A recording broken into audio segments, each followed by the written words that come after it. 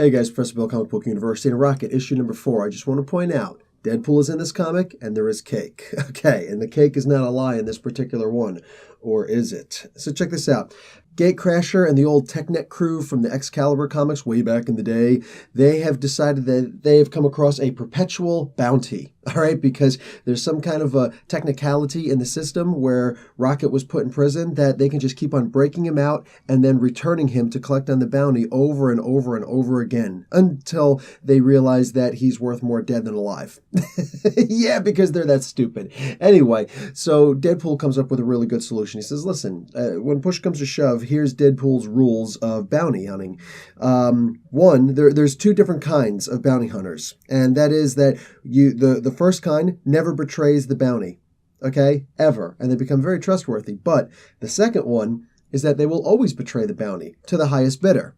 So that's the deal. And he said it's very convincing how he explains it. He says, listen, if you are that good, then people are more than willing to pay, the rich people are more than willing to pay top dollar to make sure that you don't betray them, because only the really good guys will go against the whole top bidder thing. So it's actually a really good idea. I love that concept. It's great to me. So Deadpool decides to help out with the situation. And Rocket says, listen, in order for me to bribe these guys enough to not keep coming after me, I'm going to have to not go after like a bank or something lousy like that. I'm going to have to go after some kind of a syndicate. So I can't rob from honest people here. Well, not to say that banks are honest people. Anyway, so they get right down to business and they decide that they're going to go after this guy called Cordyceps Jones. Now, Cordyceps essentially is a parasite. So when you kill him, you will breathe in his essence by accident, and you will become him. So he will become you, more specifically. Well, Deadpool's had more than enough experience with people taking over his body and his mind and all sorts of crazy things that he's built up an incredible resistance to it. So he's able to do that. He jumps to safety. Rocket helps him out, and push comes to shove. Dude, it's actually a really good comic, and I'm not going to spoil the rest because I want you to check this out. And in that regard, I'm going to give this comic an A.